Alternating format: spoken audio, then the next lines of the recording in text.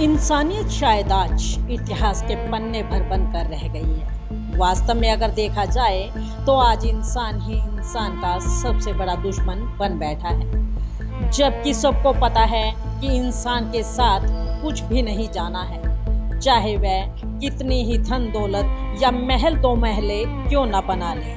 साथ अगर कुछ जाएगा तो वो है सिर्फ इंसानियत।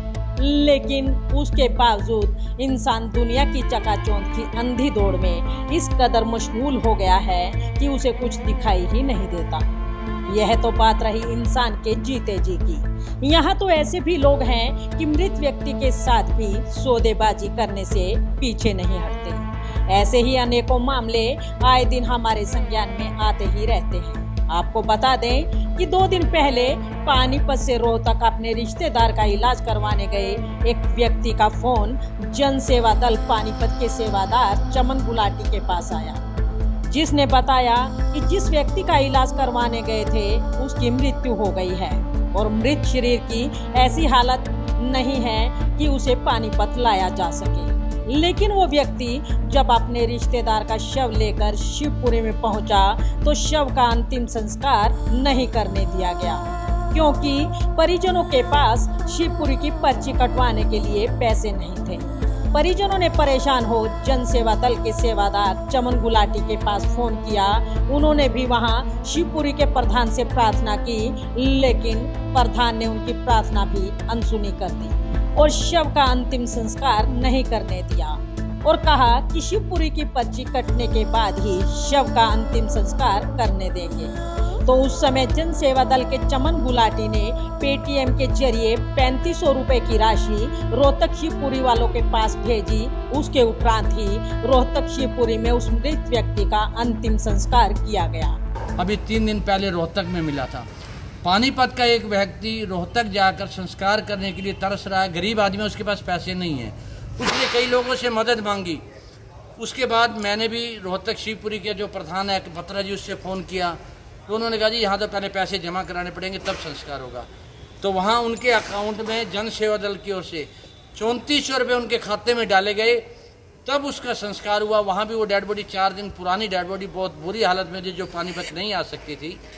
तो मैं अपने प्रशासन से प्रार्थना कर रहा हूँ कि कम से कम जाने वाले व्यक्ति की इतनी दुर्गति ना हो, इसके लिए इसकी ओर ध्यान दिया जाए। बाकी फिर भी जन सेवा दल तो तैयार है, उसके लिए सभी संस्थाएं हमारा सहयोग करती हैं।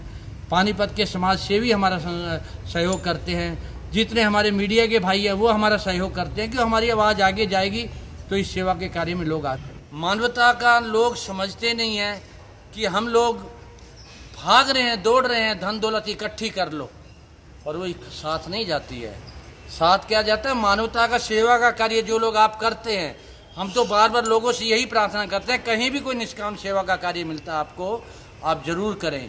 चाहे वो कोई गरीब व्यक्ति होता है, दवाई लेने में असमर्थ है, बीमार है, उसकी आप सेवा करें, उसकी बेटी की पढ़ाई में सेवा करें।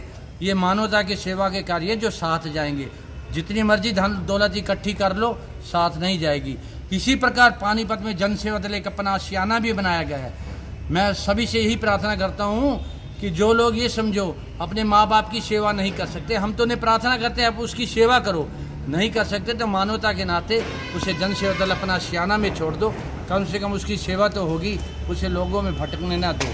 अभी सहारनपुर का एक मामला है, परसों मेरे पास एक 72 वर्षीय व्यक्ति आया है, जिसकी बेटी होते हुए उसका मकान था, मकान बेच दिया गया और उसे घर से निकाल दिया गया। उसे जन सेवा दल अपना आशियाना ने संभाला है। तो ये सेवा का कार्य है जो आप सभी समाज सेवी और सामाजिक संस्थाएं और प्रशासन के भी कुछ लोग हमारा सहयोग करते हैं। मैं उनसे पुनः प्रार्थना करूंगा हमारे साथ ज़्यादा से ज़्यादा जुड़िए और इस सेवा में साथ निभाइए, ताकि ये सेवा ही आपके साथ जाए। नाम बताइए। चमन गुलाटी, जन सेवा दल पानीपत। और आज ऐसा ही एक मंजर गोहाना का सामने आया है, जहां से एक व्यक्ति का फोन जन सेवा दल के पास आया कि एक लावारिस शव यहां पर मौजूद है जिसका संस्कार किया जाना है। तो जन सेवा दल के कारिंदों ने उन्हें शव को पानीपत भेजने की बात कही। तो उन्होंने कहा कि अगर वे लोग गोहाना से गाड़ी में शव को पानीपत लेकर आते हैं तो उसको 1500 रुपये देना होगा।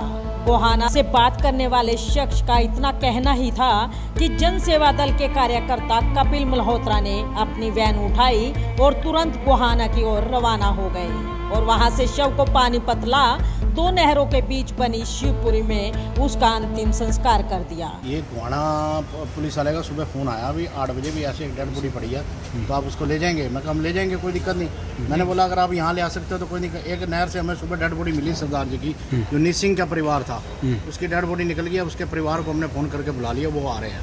तो उसके बाद हम गोहाना के लिए गए हैं। गोहाना से डेड बॉडी लेके पानीपत 2 नहर वाली शिवपुरी में। गोहाना से एक भाई पुलिस वाले का फ़ोन आया था कि हमको संस्कार कराना है। हमने उससे कहा जी आप गोहाना में संस्कार करा लो। कहते यहाँ संस्कार नहीं हो पा रहा और आपका नंबर जन सेवा दल का हमें मिला था, तो हमें इसलिए आपको कॉल किया। तो हमने उन्हें ये कहा कि आप डेड बॉडी को एम्बुलेंस द्वारा पानीपत भेज दो और जो खर्चा आएगा हम दे देंगे। तो उससे पहले कहा जी 1000 रुपये एम्बुलेंस का वाला मांग रहे हैं। मैं कोई बात नहीं, 1000 रुपये दे देंगे हम, बाकी हम यहाँ शिवपुरी में संस्कार करा देंगे।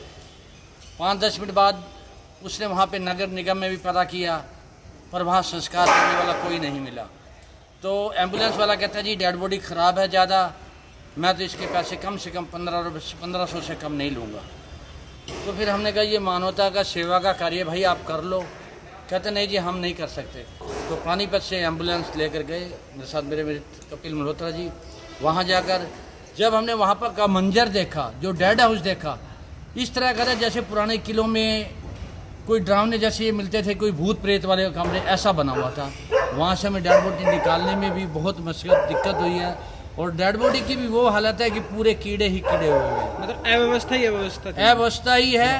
पर मैं अपने प्रशासन से एक प्रार्थना करना चाहता हूँ कि आप ये देखें कि अगर किसी व्यक्ति की मृत्यु हो जाती है, कम से कम उसका संस्कार भी सही विधि से हो सके, कम से कम इसकी इतनी दुर्गति तो ना हो। हम लोग देखते हैं, कहते हैं, जीते जी कई बार कहते हैं कि किसी ने अगर कोई बुरा काम किया है तो तेरे को कीड़े हो जाए, अच्छे कह देते हैं ना। पर हम ये देख लें कि इससे ऊपर क्या सुविधा होती होगी। तो मैं प्रशासन से यही मांग करता हूँ, प्रार्थनाएं भी करता हूँ अपने पूरे हरियाणा में, पूरे भारतवर्ष में कम से कम इंसान जाने के बाद उसकी दुर्गति ना की जाए। अगर कहीं भी कोई संस्कार नहीं हो सकता तो जन सेवा दल पानीपत तैयार है। जन सेवा दल प्रतिदिन न जाने कितनी ही ऐसी लावारिश लाशों का अंतिम संस्कार करते हैं। कई बार तो शव ज्यादा दिन पड़े रहने के कारण गल सड़ जाने से उसमें कीड़े चलने लगते हैं। वैसे तो हरियाणा सरकार कहती है कि विकास कार्य बड़े जोरों पर है, हरियाणा के विकास में करोड़ों खर्च किए जा रहे हैं। हरियाणा सरकार इस ओर ध्यान क्यों नहीं देती कि प्रत्येक शहर में एक इलेक्ट्रिक शवदाह संस्कार की मशीन लगवा दी जाए, ताकि जो भी लावारिस लाशें होती हैं समय रहते उनका संस्कार कर दिया जाए। वरना तो कहीं यह कहावत सिद्ध न हो जाए और लोग कहें कि जा तुझे कीड़े पड़ेंगे। और ऐसा ना हो कि एक दिन ऐसा भी आए कि कुर्सियों के बेताज बादशाह भी ऐसी हालत को पहुंचे और उन्हें भी जन सेवा दल की मदद की जरूरत पड़े अपने अंतिम पड़ाव पर पहुंचने के लिए।